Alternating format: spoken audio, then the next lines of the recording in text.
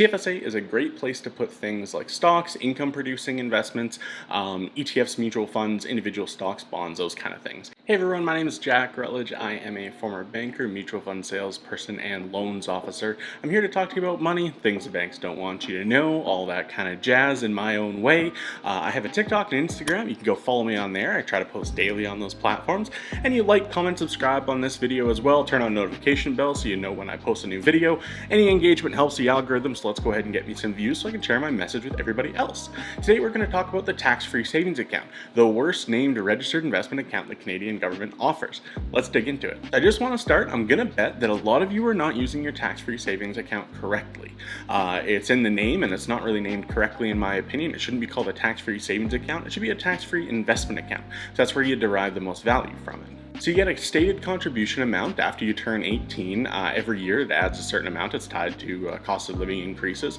It doesn't matter if you're working or not, you just get that increase every year, so you can make contributions regardless of your employment status, which is nice. Then this money will be put into investments that will grow tax-free. You can make withdrawals without having to pay tax on that money when you take it out, and you get the amount you withdrew back into your contribution space the next year when you file. There's lots of benefits to the tax-free that other tax-advantaged accounts don't offer. The thing is, you don't get a tax break on contributions to a TFSA because you've already paid tax on that money. Then you don't pay tax on a withdrawal, so that's the trade-off. Whereas an RRSP, since you either get a rebate or you haven't paid taxes on the money that goes into it yet, you pay money when you take that out. So that's just the difference there between an RRSP and a TFSA, one of them at least. So I'd assume that many people use it as a tax-free savings account when they should be using it as a tax-free investment account. It has a ton of great options and benefits that people aren't really taking care of in their day-to-day finances. So the right way to use a TFSA account is you want to be making long-term investments through this account. Since it grows tax-free and it can be taken out tax-free, pretty much every age group is going to benefit from this account in different ways as well. And we'll kind of run through some of the scenarios here to see how you can use it most effectively throughout your life.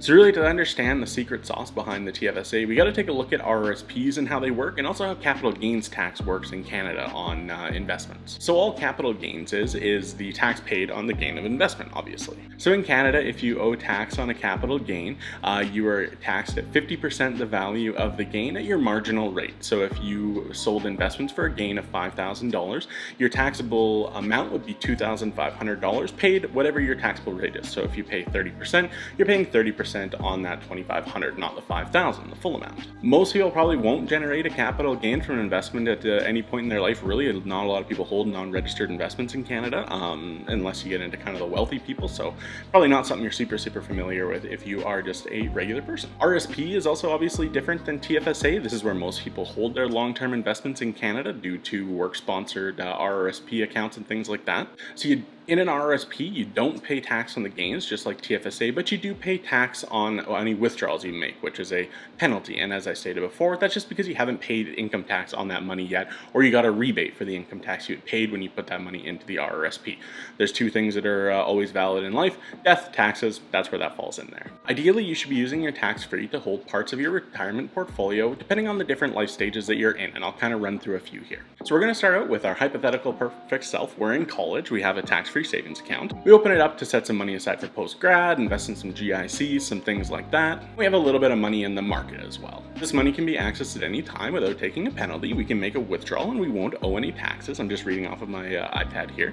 It's my teleprompter. Someday I'll get a real one. The thing with getting your contribution space back when you make a withdrawal, though, is just to remember that that is the amount you withdrew, not the amount that you contributed. So you put $5,000 in and then you took $3,000 out, you're only going to get $3,000 back as the contribution space. And that's especially important if you lost money on an investment. So if that $5,000 turned into $3,000 and you sold it, you don't get the $5,000 that you put in there initially, you get the $3,000 that you had withdrawn, you're able to put back the next tax year. So now we're into our early career here. RRSP doesn't matter a ton because we're not making more money right now than we will be in retirement probably.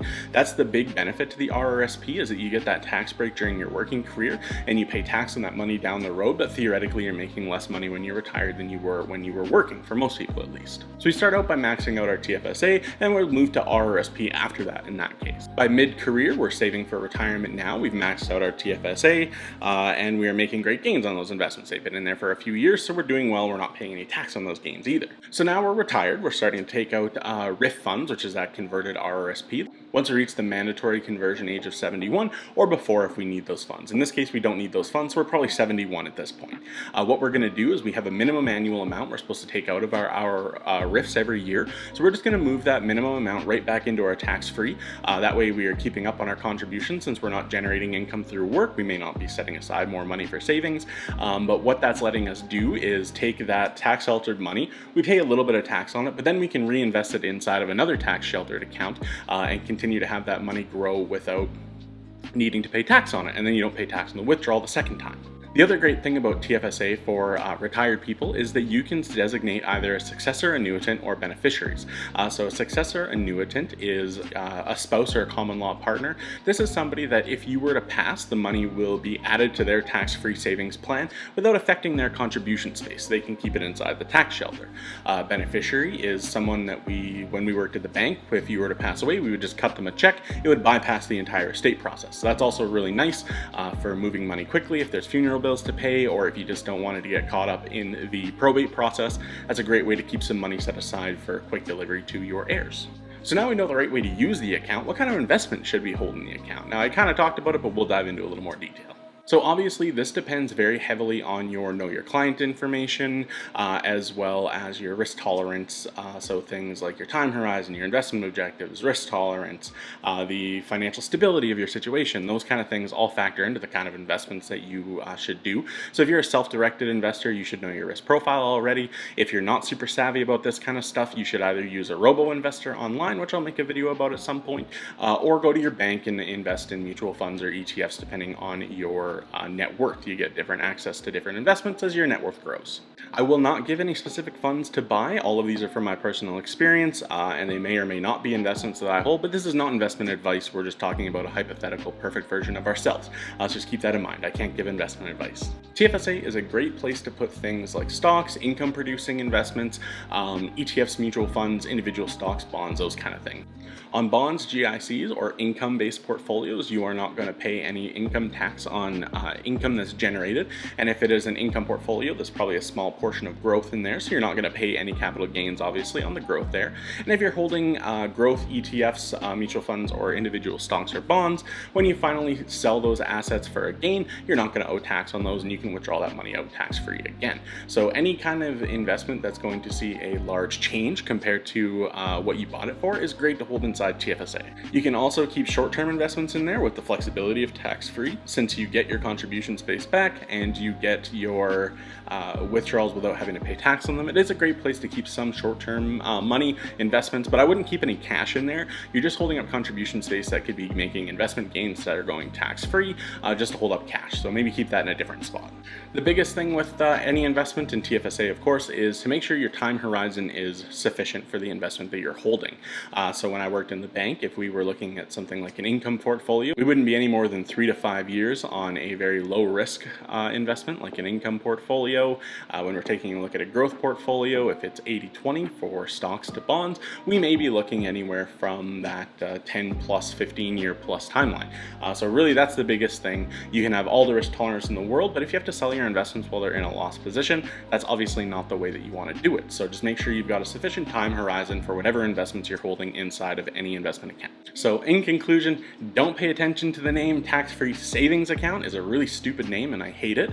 They really should have called it a tax-free investment account. So make your investments inside that account and don't waste that contribution space just to hold in cash. Keep that just in a regular bank account. So use this account for liquid investments that you don't want to keep in an RRSP, a little bit shorter term. Use it for RIF funds if they're paid out and you don't need them yet. And use it when you're not taxed higher yet than what you expect to be in your retirement before you get to that really nice RRSP contribution age. This is the first account you should open when you're starting investing in Canada. Everybody has contribution space as long as you're over the age of 18, regardless of whether you've worked or not.